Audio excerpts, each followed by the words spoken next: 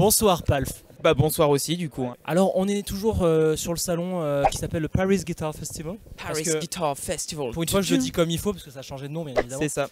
Anciennement salon de la guitare au beffroi. Salon de la belle guitare même. C'était avant. C'est fini, c'était avant. Voilà, c'est comme la Mark One, tu vois, c'est fini.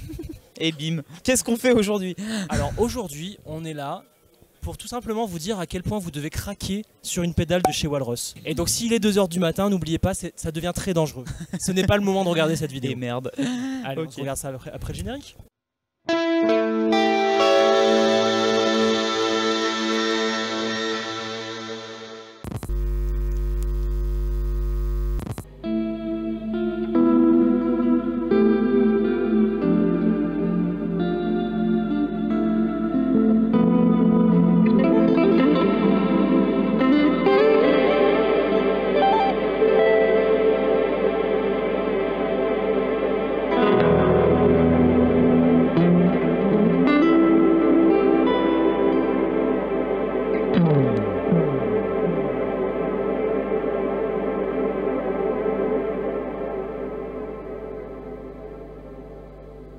On avait oublié le sustain.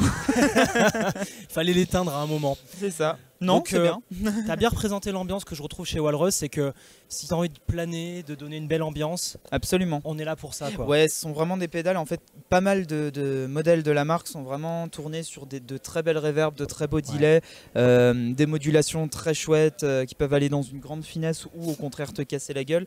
Récemment, ils sont entrés, bon, on y viendra, ils sont entrés plus dans le monde des distos aussi. Bon, ils avaient déjà des fuzz, des trucs. Ouais, ils avaient la Aegis qui mais est sortie. oui, tiens, absolument. La Aegis, ça rappelle un nom. Ouais, ça rappelle un nom. La Kangra Fuzz, on avait adoré. La Kangra était super cool. Donc, non, mais pour résumer, la Aegis, c'est un multi-overdrive. Ouais, avec un éléphant dessus. Que j'avais demandé à l'équipe de nos chers partenaires de Face, mais qui n'avait plus en stock. Parce qu'elle a eu un succès elle a eu un grand succès. Ravageur, fulgurant. Étonnant. Oui, tout ça va. Tout ça, genre, adjectif, genre ça a marché quoi. Un superlatif un peu foireux et c'est bon. Non mais frère, c'est bon quoi. Grave. Et récemment, qu'est-ce qu'ils ont fait d'autre? Tu disais ouais, la Kangra. Non, ça c'est plus vieux, la Kangra. La Kangra c'est plus vieux. Ils ont fait la Eras là récemment. Ouais, la Eras qui est une multi-disto. Voilà, on a des Switch avec plein de distos. Ça c'est dans la catégorie gain. Ils ont fait la Polychrome aussi que j'ai eu en test, que j'ai adoré. Un flanger vraiment barré. La Juliana qui est la version stéréo de la Julia. Bon, plein de choses. Tout ça pour dire qu'en fait, c'est une marque très active. C'est une marque très active avec un développement super chouette, des pédales qui peuvent vraiment aller dans une ambiance folle. Oui. Enfin moi j'aime beaucoup, c'est toujours élégant. C'est ce qu'on trouve chez Walrus et ce qu'on peut leur reprocher en même temps, c'est qu'ils sont tellement super actifs que je crois qu'on a au moins 3 ou 4 pédales par an. Oui, je crois. Hein, quelque chose comme ça. C'est hyper rapide. Donc nous, on est en contact avec Face, qui est leur importateur européen, et on a un contact vraiment privilégié avec eux. C'est génial. Merci les copains de chez Face. C'est vraiment super ce que vous faites. Et c'est vrai qu'on se fait inonder de pédales Walrus. C'est une entreprise qui est là quoi. Bah, pour te dire, c'en est à tel point que j'ai du mal à suivre. Moi je fais les démos des produits quand ils sortent pour Walrus et j'ai du mal à suivre au niveau de la cadence tellement c'est évidemment. Mais c'est ça qui est fort, c'est que l'entreprise est tellement grosse. Enfin, pour te dire, c'est une des plus grosses boîtes américaines, Walrus. Walrus Audio.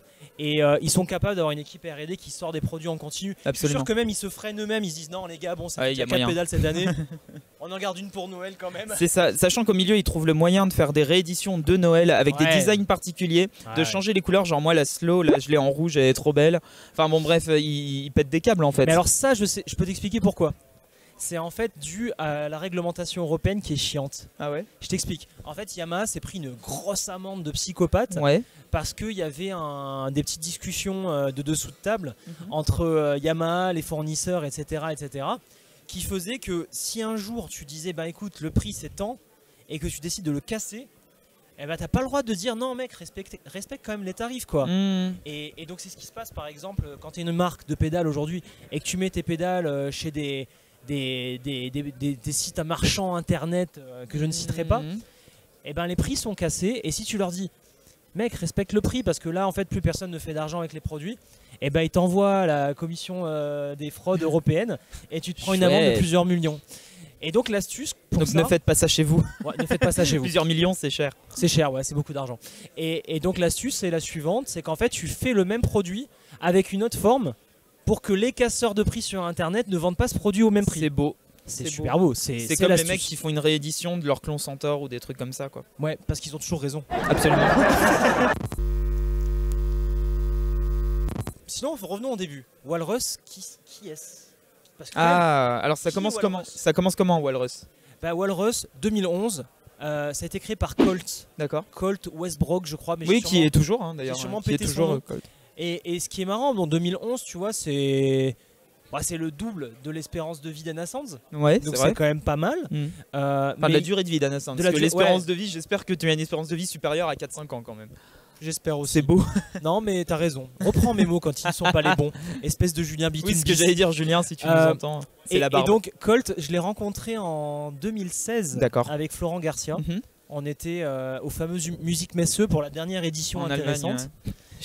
Allemagne, et c'est un petit bonhomme tout mignon, tout sympa, un beau gosse. Ah ouais, il est mignon. Un beau gosse, ouais. Oh là là. Et je savais que ça allait te plaire, ça. Bah ouais, forcément. Je savais que ça allait te plaire. Et on était sur le stand, on l'a croisé, le mec était tout posé, tranquille. Et il était avec son associé, il me semble qu'il y a un associé, je me rappelle plus du nom. Et il me parlait à l'époque de DSP fulgurants, tu sais, des systèmes de programmation numérique. Et ils ont quand même des DSP de psychopathes, parce que c'est ça en fait la touche de Walrus. C'est que les gars, ils ont compris qu'ils pouvaient pas faire de la Tube Streamer et de la Clone Centaur. Ouais. Bon, je sais pas s'ils ont raison là-dessus parce que ça se vend bien les Clone Centaur. Mais ils ont voulu prendre une autre direction. Soyons politiquement corrects. Ils ont pris une autre direction et là pour le coup c'est fabuleux parce que ça marche. C'est de prendre du DSP et de te coder des algos de psychopathes. D'accord. Et moi j'avais vu l'ingénieur qui développe les algos chez eux, ça avait l'air quand même d'être une tronche. Voilà. Et donc c'est ça que tu retrouves dans leur reverb, dans leur delay. Tu retrouves une ambiance vraiment formidable parce que chaque pédale t'emmène dans un univers et c'est pas juste une FV1 avec un algo qui a été pompé à droite à gauche. Non, c'est un DSP propriétaire à la Strymon, tu vois. Oui, c'est à eux que je pensais, à Strymon, à Meris, ce genre de choses. Niveau-là, et pour moi, c'est même parfois au-dessus. D'accord, chouette. Voilà. Bah, c'est vrai qu'au niveau, alors moi, ce sont surtout leurs reverbs qui me mettent par terre. Oui, c'est un truc de taré. Je suis amoureux de la Fathom. Ouais, la Fathom, elle est chouette. C'est un autre monde, quoi. Bon voilà, en tout cas, c'est réussi. Donc là, on en parle beaucoup, mais va falloir les écouter parce que quand même. Hein, c'est l'heure de la bignole.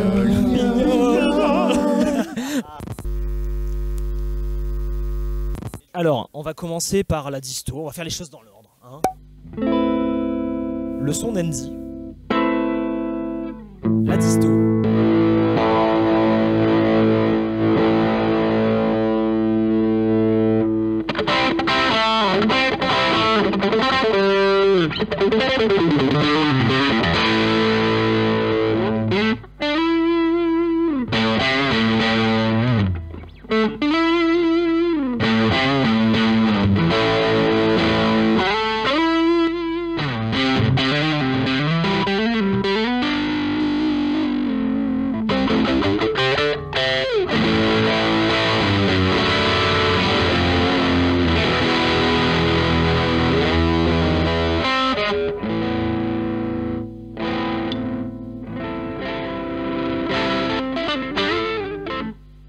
Alors, non Swan, on ne peut pas cleaner sur une disto, ce n'est pas fait pour ça.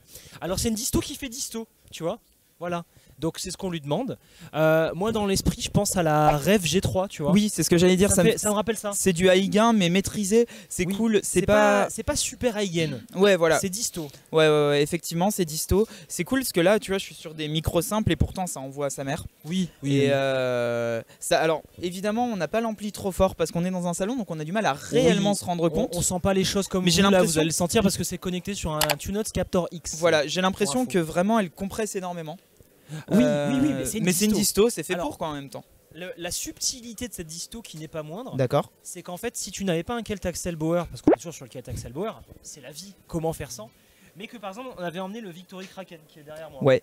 Et ben en fait l'idée c'est que tu peux jouer avec le potard de blend pour garder ta dynamique et mettre la disto de l'ampli mélangée à la disto de la pédale. Oh, et ils sont malins chez Walrus. Ça c'est du sexe. Ça c'est du sexe. Franchement, ouais, ça vaut son pesant de Jazzawette. Et après, bon, voilà, volume et gain, voilà, vous boostez le volume, pas le gain, déconnez pas. Jamais. Et basse aiguë, vous en faites ce que vous voulez.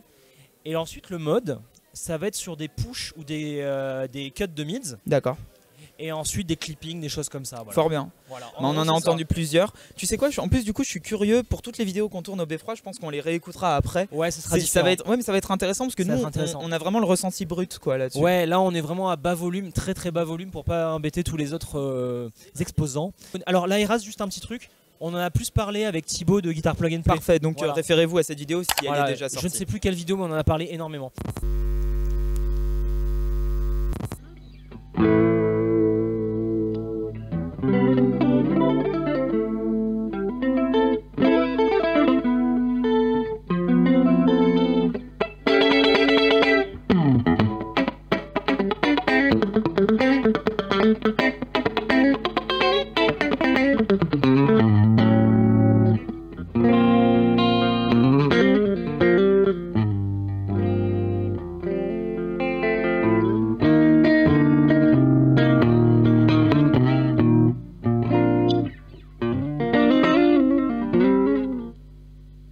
C'est cool, hein. Ouais, je la surkiffe celle-là. C'est vraiment. Moi, je préfère la Juliana. Ouais, j'allais dire, voilà, justement, j'avais fait la démo de la Juliana, donc la version stéréo de cette pédale avec un switch en plus, enfin quelques petits détails en plus. T'as un tap tempo en plus. Et un toggle switch en plus. Qui fait quoi déjà alors là, on a la forme d'onde, donc l'autre, je l'ai plus en tête, mais enfin. Je l'ai plus en tête non plus, mais la Juliana est pour moi un niveau au-dessus. Ouais, mais parce qu'elle prend aussi toute sa dimension en stéréo et ce qui est super chouette. Oui, le stéréo, c'est clair. Vraiment dans le monde des chorus vibrato, donc ce côté qui est à la fois soit chorus pour des trucs funk. Ou voir de la musique du monde ou plein de choses, enfin bon, évidemment musique 80s et tout, et le vibrato c'est les pédales qui sont un peu orientées lo-fi souvent, oui, et je trouve qu'elle déboîte dans ce genre là. Bah vas-y, allez.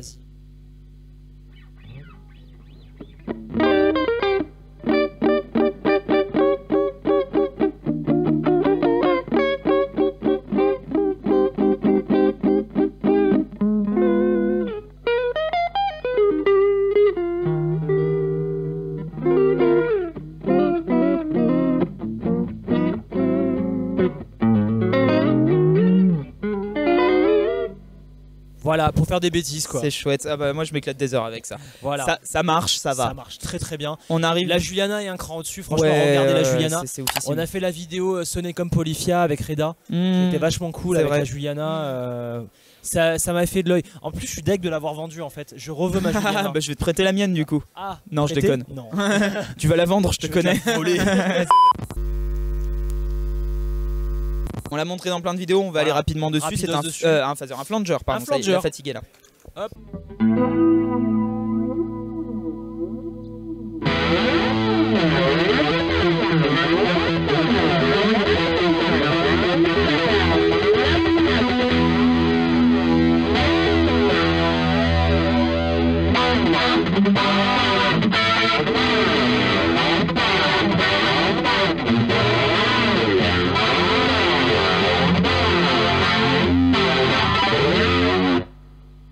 Oh, j'aurais dû le mettre avant la disto en fait. Grave, ouais, ça aurait été encore mieux. C'est pas grave, au moins on l'entend bien. On l'entend bien, il est là. C'est vrai qu'un flanger en clean, c'est pas nécessairement ce pourquoi on l'utilise. Non, moi je pense à Brian May ou à Van Ouais, voilà, c'est ça. Du coup, j'ai fait aucun des deux, comme ça on est d'accord. Aucun des deux, on est d'accord. Mais ça marche bien. Et ouais, mettez le flanger avant la disto, c'est beaucoup mieux. Ouais, c'est quand même. Parce qu'à l'époque, ils avaient un flanger et ils avaient des murs d'ampli. Effectivement, ouais, c'est comme ça que ça sonne. Ça tourne mieux. On arrive à une qui est particulièrement excitante. Oui, la Monument. La Monument. C'est un harmonique trémolo, c'est ça? C'est un trémolo ou un harmonique trémolo. Il y a les deux. Et franchement, je trouve que le standard est furieux aussi. Donc le standard, c'est le trémolo. Ouais, c'est le trémolo. Il y a un boost intégré. Enfin, pas un boost, un volume, mais du coup, on peut booster avec. Ouais. Il va un peu clipper clipper en plus. À midi, t'es classique quoi. Je crois qu'à midi, t'es Unity Gain. Alors c'est à vérifier. Si tu fais clipper... Tu vas clipper la carte de son, je te préviens. Non, mais justement, on va pas le faire là parce que c'est pas le réglage qu'on en a. Mais il est intéressant. Donc attends, les divisions, on va se mettre à la noire. Tu vas taper ton tempo et tu vas jouer dessus. On se met sur un sinus parce qu'en fait, il n'y a que ça de vrai.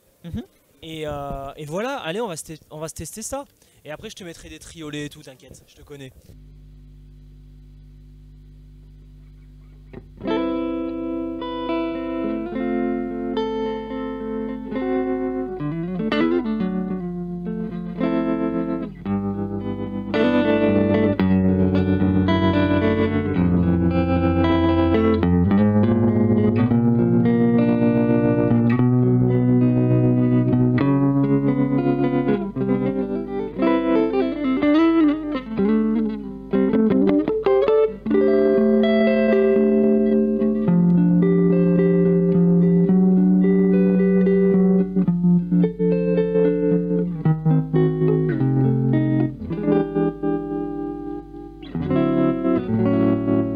Allez, je te passe en harmonique trémolo.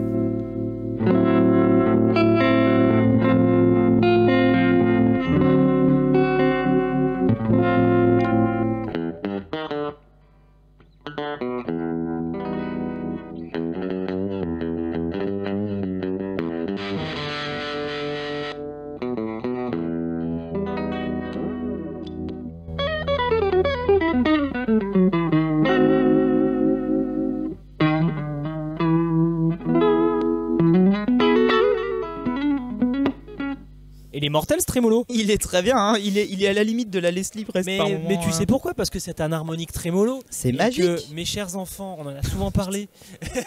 Je dis ça, il y en a qui ont 3 fois mon âge. Non. Et moi j'ai moins 3 fois ton âge. Non mais c'est vrai, on a souvent parlé, et je reçois souvent cette question.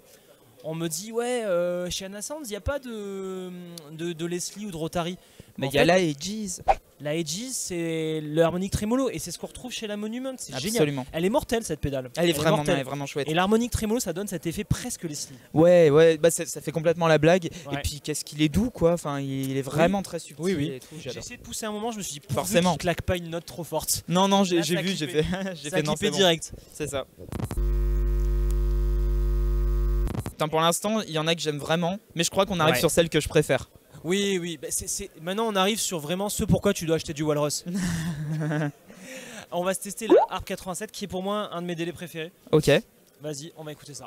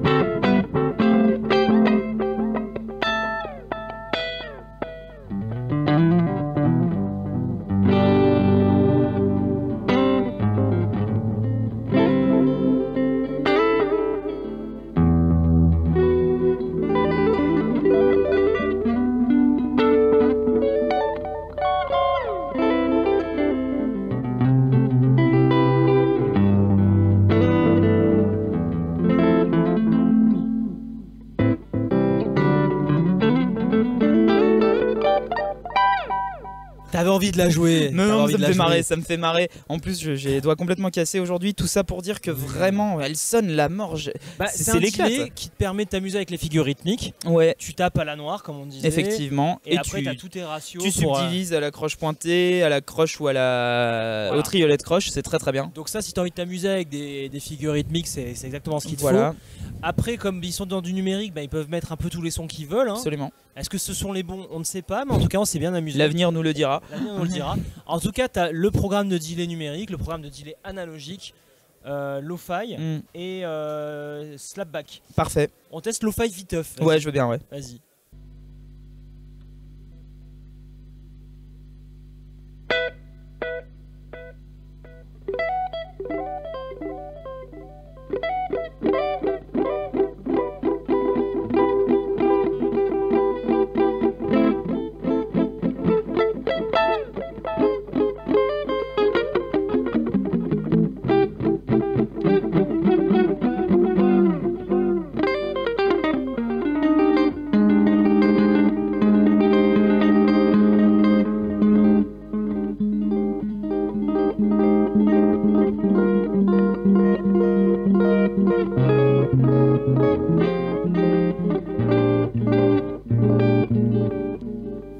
Il y a un délire à se faire quoi. Je crois que je vais en demander une à Mario.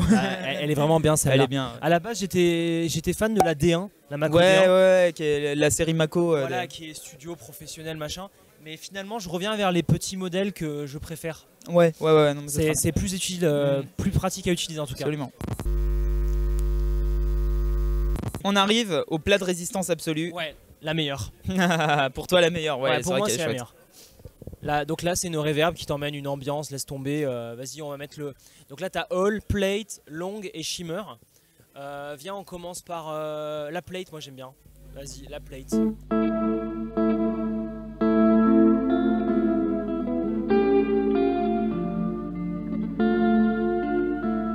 C'est modulé, c'est beau, c'est ce qu'on veut. Je te passe en shimmer.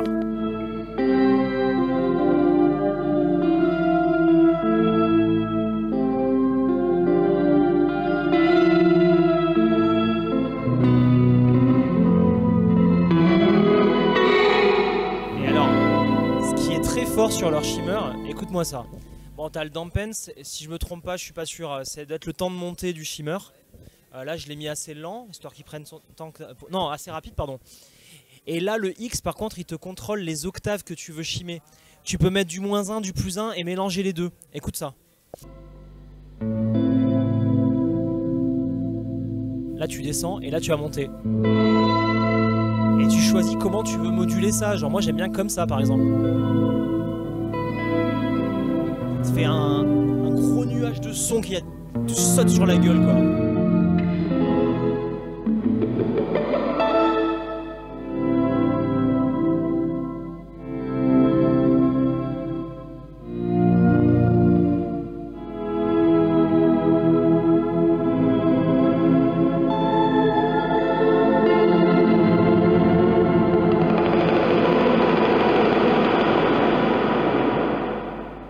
Ça, le switch de sustain, c'est aussi la vie, quoi.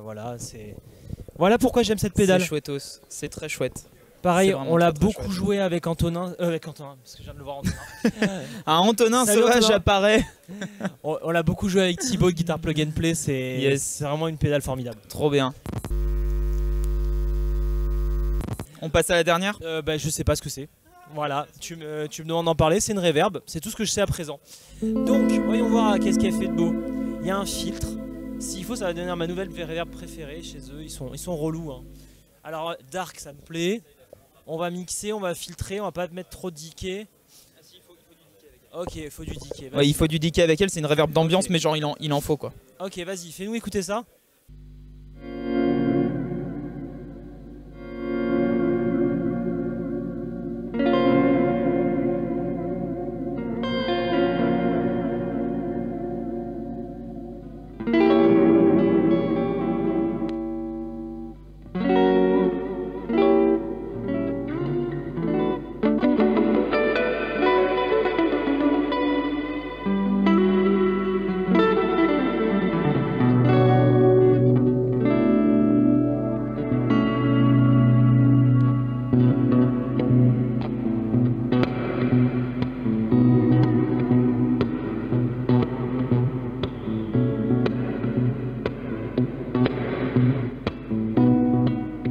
Mortel. Non, vraiment mortel. Là, c'est si tu cherches une reverb très modulée, c'est ultra chelou. C'est super chouette. C'est un truc que t'entends nulle part en fait. C'est ça qui est cool. Regarde, c'est si tu pousses le truc, hop, vraiment comme ça, en mode complètement bâtard. Pas de depth non plus fin du monde. Filter pas trop haut. Et là.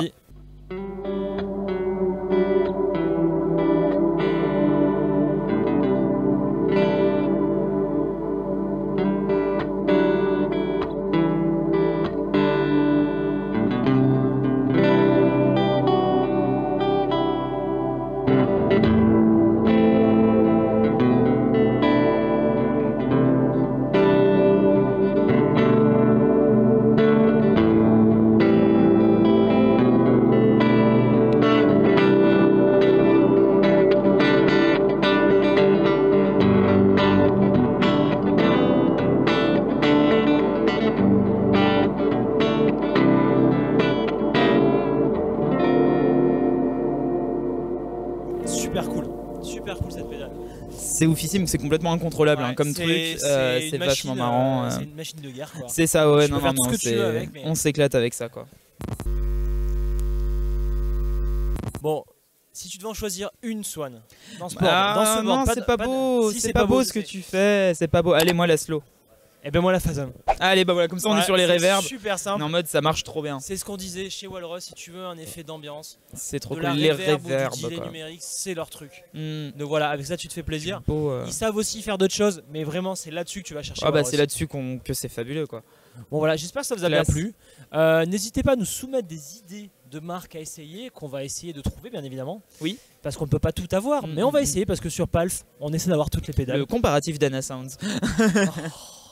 Pas du tout biaisé. Faudrait qu'on fasse un comparatif d'Anna Sounds mais sans Alex. Ouais. Et qu'on roast le truc. Quoi. Tu ruines Anna Sounds, je suis derrière, on m'attache, je peux rien dire. Grave. J'arrive à me libérer et je te bouffe. On finit avec toutes les pédales quand même. Bah bien sûr. Oh merde. Voilà, bah oui. Allez. Toutes les pédales.